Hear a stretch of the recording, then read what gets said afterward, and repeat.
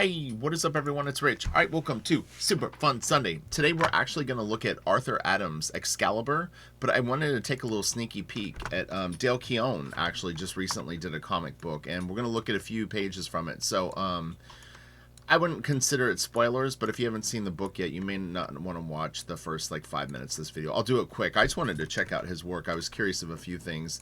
So it looks to me like the cover was shot from pencils. That was one of the first things that I was wondering, is if he would ink it or not. And he does such tight pencils that yeah, he does definitely now lean towards just leaving it in pencil, and they darken it. It looks pretty good overall with that technique. I think that sometimes it could probably be more noticeable, but they did a nice job on the body overall. It's tough, man. He would be a tough person to ink. I mean, he's always had just these really precise, feathery lines, but the cover is really, really nice. It's interesting, too, because I haven't followed Peter David's career real closely for many years, but it's trippy that it's the original team back on the Hulk, and I'm a huge Hulk fan, so let's go. Let's check it out. I love this. This is great. Oh, it looks really cool. Alright. We're gonna do this, and then that's the Mojo book. Let me see. Alright, so that's one of the old pieces. Opening scene artist. Okay, so I guess maybe Keown, yeah, he didn't even do the whole book. So we'll at least get a little taste of the Keownness. Shut this. Oh, there we go. Man, he's so good. It was interesting is when I was collecting the Hulk, Keown was already working on Pitt, but Gary Frank came on the book, and Gary Frank blew my mind. I couldn't believe how good he could draw, and he had a lot of this kind of like sort of, the Hulk was sort of a pretty boy at that point, but yeah, both of these guys, they drew like handsome Hulk pretty good. This is nice. Yeah, it's interesting. I'm kind of, it's curious to me that it's not inked. Not from an inker's point of view, but like Jay Lee does that too. It's like they pencil so tight, you know, because obviously it's something that I've mentioned in some of my other videos, that like the thing that I dread the most about doing my own book is actually inking it. Sounds funny, right? From an inker's point of view, it's a lot of work. It's a lot of work, and to pencil so much detail and then have to do it a second time is brutal. Brutal. That's why they split the job up. Alright, what do we got here? Oh, look at Wolvie. This is interesting. It's funny because you can really see the pencil sketch here. Do you see this? It's funny too, is you can tell like he was already feeling it. He was feeling the pressure of the job, because this is not as tight or clean as the other stuff. He's getting it done at this point. You know, there's no more messing around. He procrastinated all he could. That's interesting. It's still really nicely drawn. It's funny, Gary. Oh man, Gary Frank could do this so good. They like almost look like the same guy in a way. This is nice. So has Keown been doing a few books here and there, like the last few years? I haven't seen much of his stuff. This is nice. Oh yeah, the kid. Any of you ever read Punisher Warzone, where they made Punisher like a family dad with like kids? It was John Romita Jr. drew it. It was really good. The first like 10 or 12 issues of that series were excellent. But yeah, it was like he had a family and the whole thing. It was really weird. Look at all the food on Hulk's plate. He's eating well. What is that? Is it some sort of crazy fruit? It's like, I feel like I've seen that at the grocery store, but I don't know what it is. Very pointy fruit. I'm just checking out all the other stuff. Okay. That's nice. Okay, so we're going to get into Art Adams now. I think we've seen enough of this. I don't want to spoil it for people, so let's just... I'm going to have to open them up. Don't look. Oh. Handsome Thor. Alright, and... Oh, wait, close your eyes. Okay. Alright. Arthur Adams, Excalibur Mojo Mayhem. I have this. This book is cool. It's interesting too because I have a lot of his comic books from this era that I picked up as back issues and things like that. I'm thinking that this is like a square bound if I remember correctly, and the colors are very bright. It's weird because I think what it was is at the time I was used to seeing his stuff. The back issues that I collected were always on newsprint, and this printed on very like slick paper, and so the color really feels different than the art in a way. You'll see what I mean as we go through it, but it's interesting. It's not that the colors are bad, but it didn't feel like it completely blended into me for me, which is better because you can see the line art better, so it actually is advantageous to us. But yeah, if you ever see, like, he did like 2 issues of Fantastic Four around this time, they're really cool. All right, so let's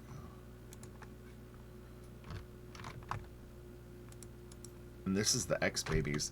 So let me know this, because I've always been curious about this. Was Art the first person to do the babies version of superheroes? Was there anyone that did it before him? Because I always kind of wondered that. A friend of mine got pegged as like the Wildstorm Babies artist. And once you do a lot of babies books, it's hard to come back from it. Art did, but he also just continued to do tons and tons of work.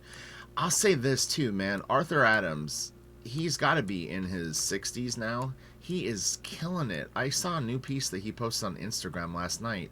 He does not let up. It is an incredible drawing. It is so detailed. The inks are insane. I mean, he's really, really incredible. And he's been doing it now for, I don't know, 40 years?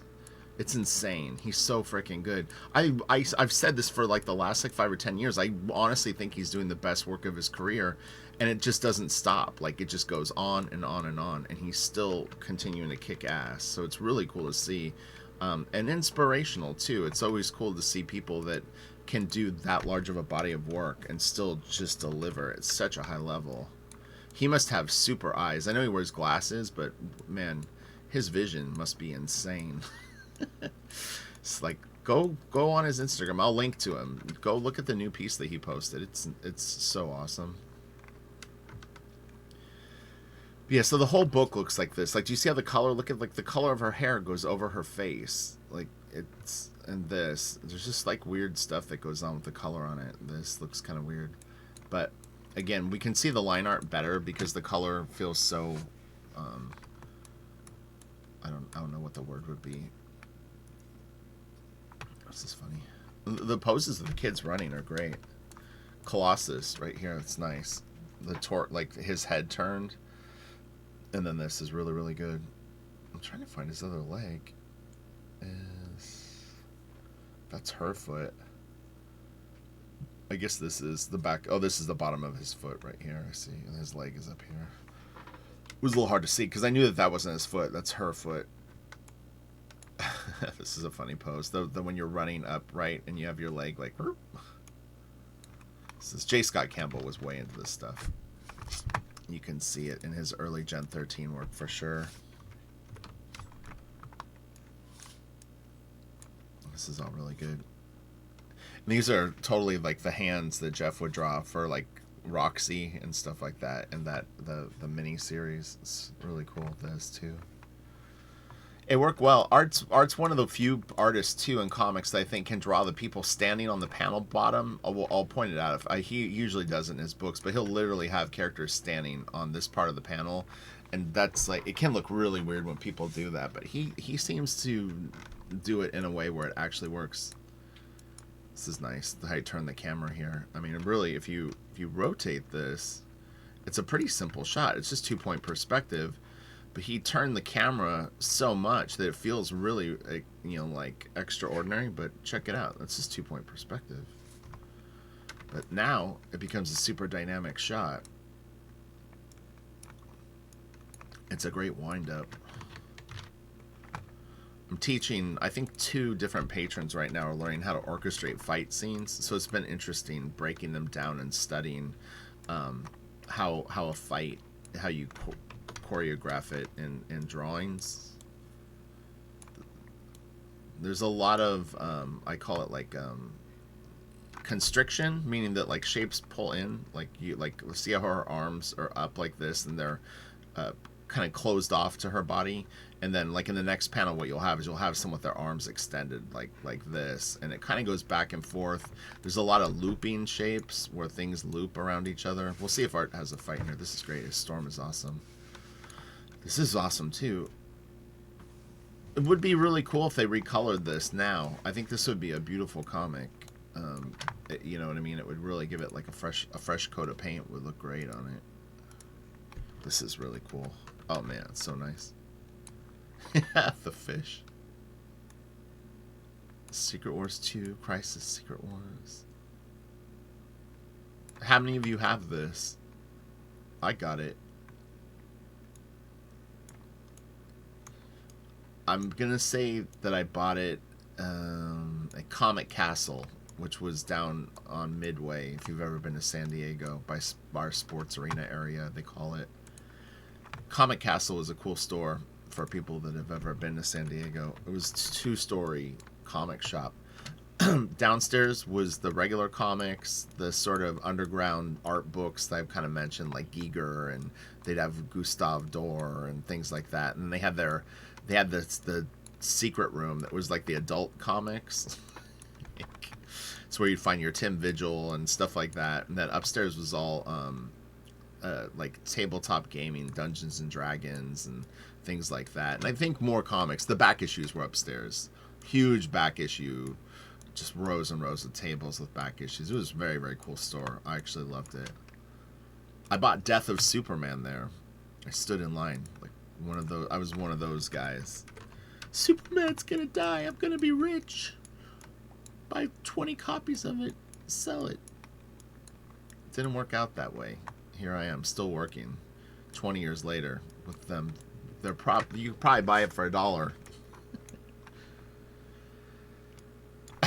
That's really funny. It's a weird body. His arms are really big for the size of him. If he put his arms down, they would go very, very low. And he's got almost like a dwarf body. It looks funny.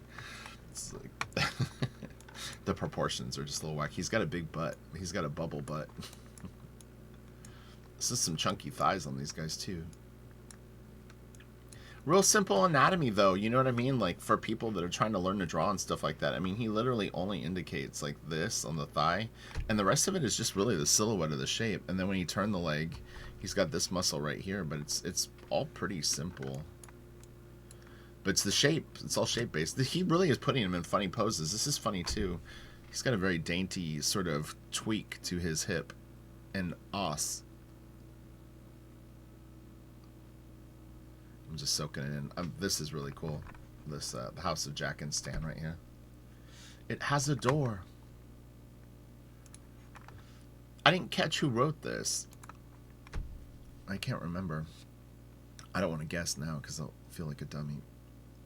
I'm gonna zoom in here.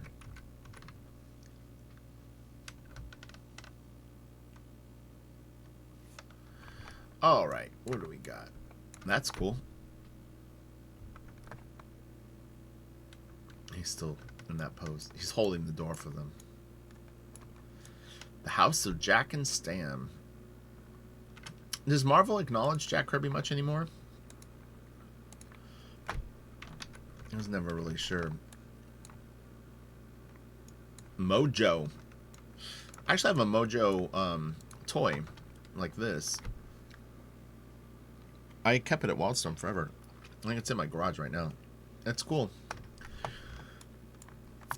It's probably, I guess it would be considered like a 6-inch figure, but because of his shape, it's a little different, you know. It's cool. I like it a lot, actually. I should find that. Put that up. Ooh, you know what? I actually have to go out in the garage today. I might take a peek and see if I can find my Mojo. Get my Mojo working. Alright, what do we got? I'm trying to think. Have you ever drawn Mojo? I don't think I have. There's a lot of firsts left for me, but yeah, I don't think I've ever drawn him. I think I could do a pretty good job with him now, to be honest. He's got all the things that I'm good at. Creepy fingers, creepy face, a cool tech bottom thing. He's in my wheelhouse. The potential is there for me to do something decent. And I'm pretty good with perspective, so I can put him in some sort of interesting shot. He's got big ears. Wow. I wouldn't have thought that. Look how gigantic his ears are. I would have drawn them really small. It's funny. Live and learn. Man, his ears are gigantic, in fact. Wow, that's crazy. I didn't realize that. I swear I like this ear right here. If I was going to draw him without reference, I think I could get the face pretty good. I would have given him little tiny ears like that, which don't look bad, actually. You see what I'm saying? Like, that doesn't look terrible, but that's what I would think. But look at how much bigger his ear is. That's crazy, right? That's funny stuff, man.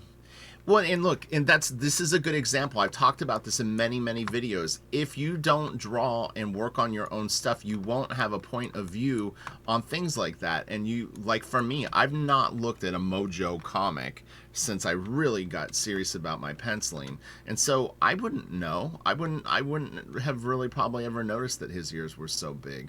But now I'm thinking like a penciler. I'm going like, how would I draw this? How would I draw this cape? And it's like I either agree with it, I disagree, or it's something new where you go like, oh, that's a cool idea. Like I could see myself like, this is really nice, this sleeve right here with the checkerboard, but the folds right here and how he handled the checkerboard is a curiosity to me. Like, this is really nicely done. But yeah, you have to have a point of view, and you get your point of view from just lots and lots of drawing. And then when you come and you look at comic books, you learn way more, and you learn way more faster, because why? You have a point of view. You have a way that you would draw it that you know and you're familiar with. I know exactly how I draw like my girl faces right now, but doesn't mean that they couldn't be better, or that some angles I have more trouble with.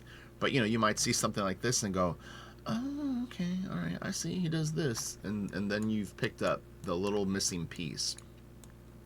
You want less and less missing pieces that you don't understand, and you just get that from miles, meaning, drawings.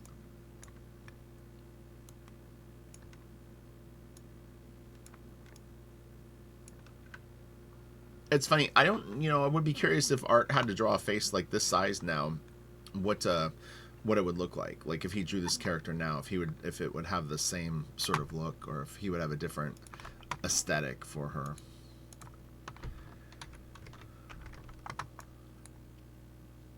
Oh man, Jeff totally used this shot for Gen 13 and was Fairchild. I'm not, it's like there's little things that are different, but that is funny. That's really funny. This is good. This could be Roxy. Roxy, what are you doing?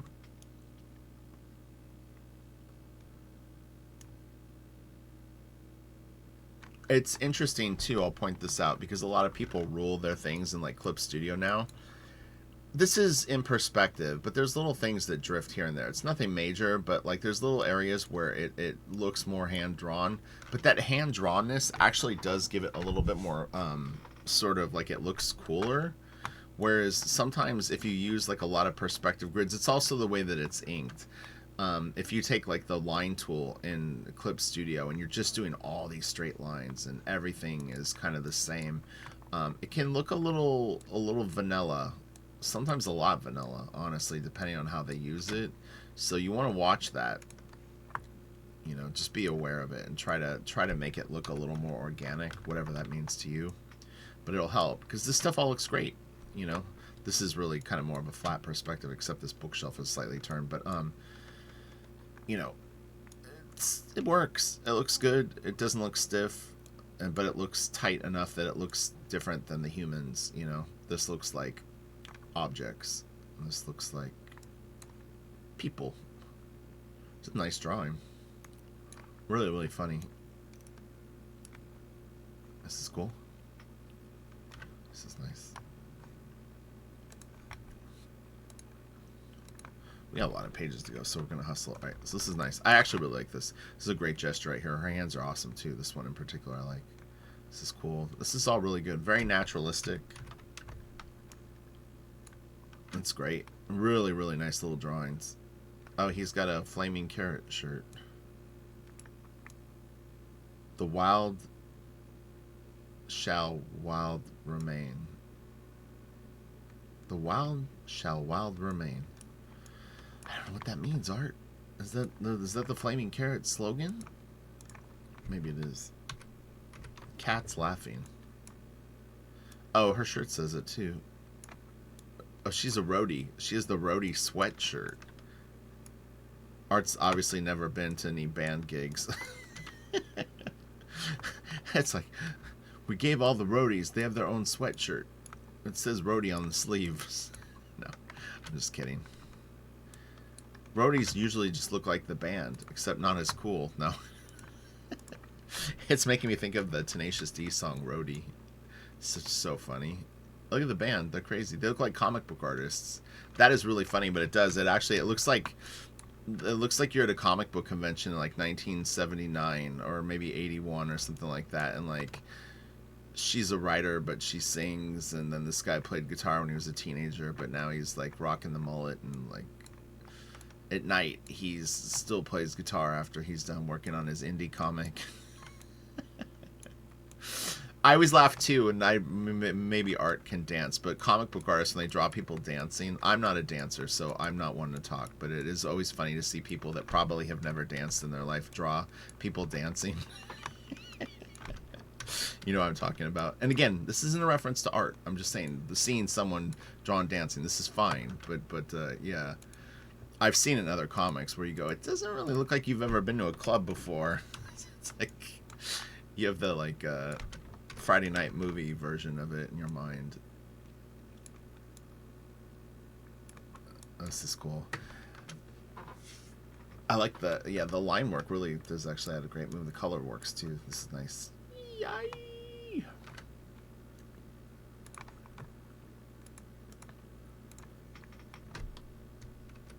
Cat's laughing. No. Wow, that's crazy. So,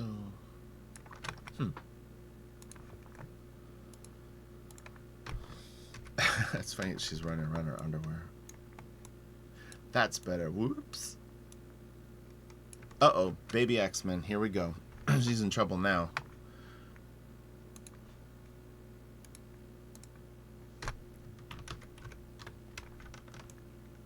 I like her jacket. That's actually a cool design. This is so funny. Yeah, it's so weird. I'm trying to think of like what other books they've done babies for. Did they do Gen 13? Yeah, they did do Gen 13 babies, in fact. Wildcats babies? Have they done that? I don't know.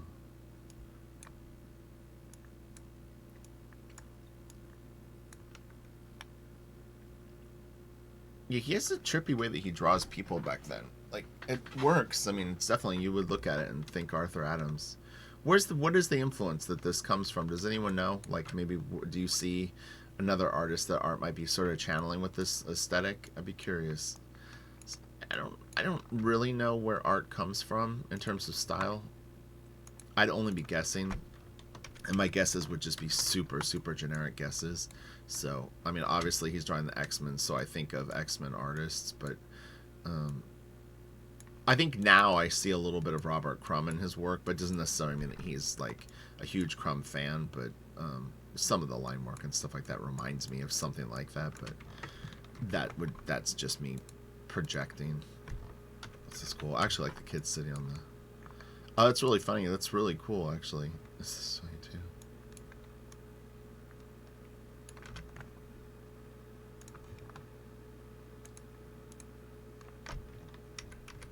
Sometimes people can hear it. When the OBS is on, my tower on my computer will try to cool itself down, so the fan will come on. You can kind of hear it in the background, so I apologize if it's making a whirring sound.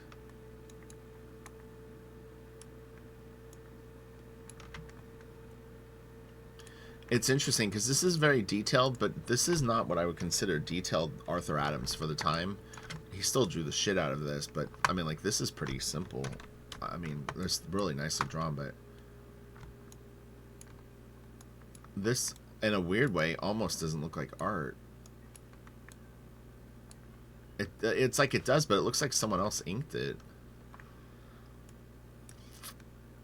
Yeah, I don't know. I think someone else inked this. He might have done a breakdown for this page, or maybe it could have been finished pencils, but yeah, I don't know. I'm not getting the vibe that this is Art's inks.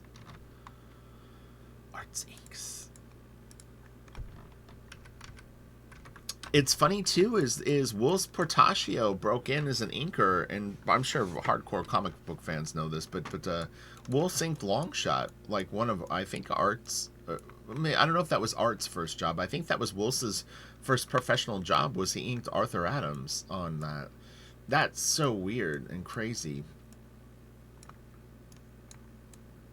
That's really cool. Mignola was saying he's going to do like a week of sword and sorcery drawings on Instagram. That last page made me think of Mignola a little bit because he and Art are longtime friends, but had a little tiny bit of some Mignola-isms from that era to me, which could just be coincidental influence between the two of them. But yeah, it'll be cool. So who knows? Maybe I'll link to both Arthur and Mike in the comment section below, and I'll post a link to my Patreon. You got a few more days for the $1 full access. How many more days do we left? 8 days left in the month. It would be worth it, honestly. For $1, you could watch hundreds of videos over the next few days, more than you could shake your VLC player at. Whoa, I went out of order. Sorry. I like that face. Okay, let's see what do we got here. There we go. It was funny when I was inking Dan Fraga on Masters of the Multiverse recently. Hadn't talked to Dan in a while. I met him years ago, and then I met him like several years later, and he's always been really, really cool. And so it was interesting when we met to do a job together. I was asking him, like, what are you looking at? What are you vibing on? And stuff like that. And so we really poured over a lot of Arthur Adams. I didn't have a ton of time to really get like it down. But it was fun, but this does definitely make me think of Dan, because I know Dan loves Art's work. Michael Golden, too, were two huge influences. But they're just inking styles that I had never really, pursued to any extent. I mean, if you look, you see how these lines aren't really feathered? They're more of a blunt line. It's easy to soak that in and go, okay, that's like what you're going to do there. But imagine combining that with lines everywhere, and it's just so easy if you have a way that you would naturally approach a line. Like maybe you go a little thicker to thin, you taper lines, or you feather lines a little more. All that stuff adds up, and then when you're done, it doesn't look anything like this. So it's an interesting thing, because this is very it's very drawn and almost kind of in a flat way. The form just comes from it's like it does blend. It's interesting. It's just different. It's a different way of blending from white to gray, meaning where the lines are, to darker gray, more lines, and then black. Yeah, I never had really worked in this style, so it's a big learning curve. And at some point, the deadline just catches up to you, and you just got to get working and try to do the best work that you can. Hit as close to the style. It's one of those things where you build it up over a period of time. I mean, that's the big advantage of if you work with a pencil or an inker team combined for a while. If it's going to be two different people, is you're going to up the odds of nailing the art in a vision that you both are happy with. The more time you spend working together. So, and the downside is like we saw with the Dale Keown stuff, is if you decide to ink it yourself, you've just doubled your workload. And in fact, I would argue that you've really kind of more than doubled it, because penciling it and then inking it, unless you go from breakdowns, which most of these people, well, I'm not going to generalize. Someone like Dale Keown probably doesn't. If he was going to ink himself, he would do just as tight pencils. That's problematic. It could be a lot of work. You could be like doubling plus another 20 or 30%. That'll beat you up. It'll beat you up. This is nice drawing. This is too. The gesture of the Wolverine, little Wolvie's got is great. Her face is awesome too. It's all good. It's interesting. He draws everybody is always like slightly crouched. Like he's kind of squatting down just the littlest tiniest bit. There's always a little bounce in people's, like, no one's standing upright.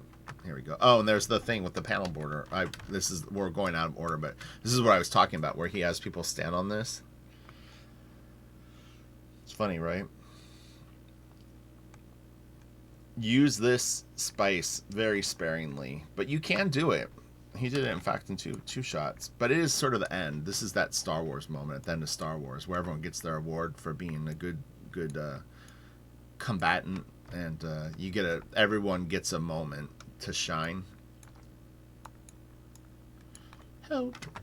Okay. That's cool.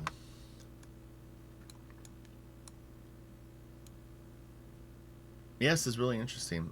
He's real consistent with his art too. I will say that it's like looking at all these pages, it always feels like the same person's drawing. He's devoting the same amount of energy to all the things. That's really, really important. And it is something that I've recommended to people is you want to pick a style and a level of detail that you really enjoy doing and that you'll come back to again and again and again. Even if you can do really, really detailed work, if you can't get up for it on a consistent basis, then what you need to do is you need to dial it down a little bit. And that's kind of what art did here in a way. This might be art on 100%, but I had definitely seen him at this time put more detail into things. But he's got to draw a team book with all these characters running around. It's, 1, 2, 3, 4, 5, 6, 7, 8, 9, 10, 11, 12, 13, 14, 15, 16, 17, 18, 19, 20. I was going to say 20. It's so funny is the average, if you're doing a team book, is 17 to 23 characters on a page. I've done enough to know.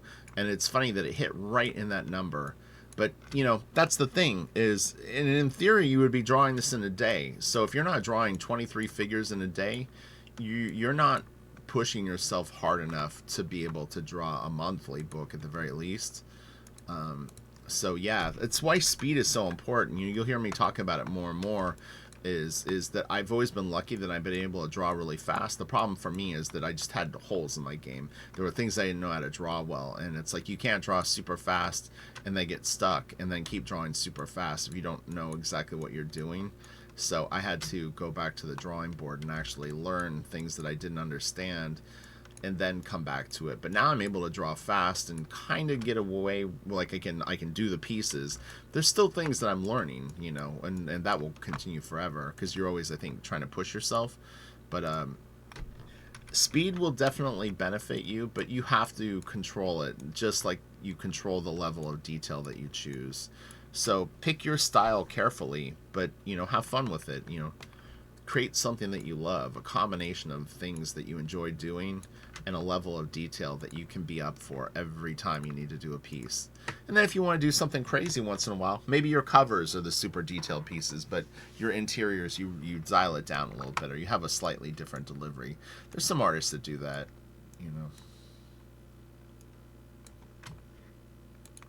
And I've always loved really detail and careful art, but the downside of that is, like, say someone like what Brian Boland is, for instance. Although if you go way back, he did do more regular work, but ultimately at some point, if you do stuff that's so complex and so tight, you'll just end up being a cover artist. And part of the fun for me is actually drawing the stories, and stories can have more atmosphere. You can space things out a bit more. Okay, so now we're getting towards the end. So it's interesting, But I know, like, Dan is an example. Again, seeing this made me think of Dan. Dan loves a lot of detail, and he also can draw very, very fast. He's super, super proficient. If you follow him on Instagram, I mean, it's just nuts how much he draws and how much he sketches, and I mean, he's got it. He's got both. He's got the experience, the ability, and speed. So, honestly, he almost barely needs to pencil a page. I mean, he could sketch something like this out with just bubbles and probably just draw it with ink. That's a really great place to be,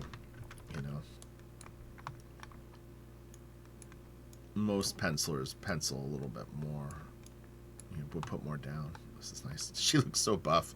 Her arms, man, that looks like a strong little kid. Like, if you grabbed her and tried to, like, fight her, like, she could maybe beat up an adult.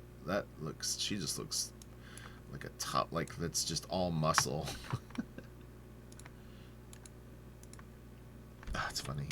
I remember this shot, and in fact, I've seen other artists copy this, or maybe even I did, or not copy it, but I mean, I think maybe at one point I tried to draw something like this. It didn't work for me.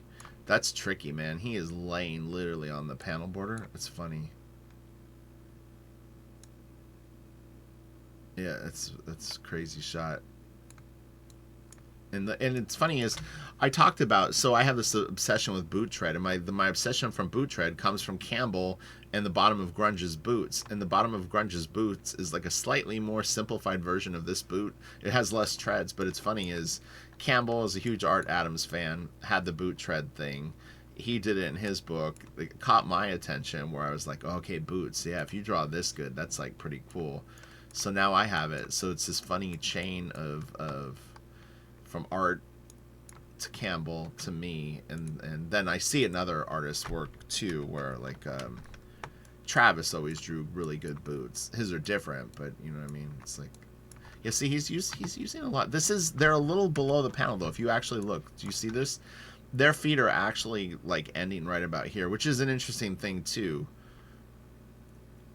It works for me though. It's interesting. When I saw this, the first thing I was thinking is if I was doing a review for someone and I was looking at it, I'm just focused on this right now, and someone did this, I would give them a pass. I would say that it looks fine.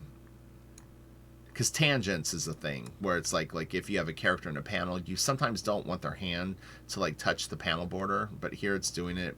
It doesn't bother me though. Or like if her elbow was touching the panel border, that might be considered a tangent. You know, it's just, it looks better if you move them away from it. This is different, because this isn't ending. What I'm talking about, just for people that maybe don't fully understand what I mean, is I'm just going to cut this out very crudely, but more like this. If her elbow was right on the panel border. Sometimes that can look a little weird, you know? Like, you would just be better off having moved it over even that much, you know what I mean? Or had it come out of the panel border. You know, if you wanted to give like, she really got jolted so hard that she actually broke the panel border. Okay, no. Okay, we're getting towards the end here. Well, hopefully everyone had fun checking this out, and hopefully you learned a few little things along the way. Arthur Adams is awesome. These are, again, very, very solid. Like, this is a really cool drawn head. He turns it a different angle. It still looks cool. I'm still very aware it's Mojo. His Storm is great too. She's always on point. And remember, what do we know about Mojo now?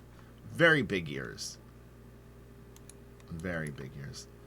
This reminds me a little bit of some of the stuff in One Punch Man. Or is that what I'm thinking of? Or what is the other one called?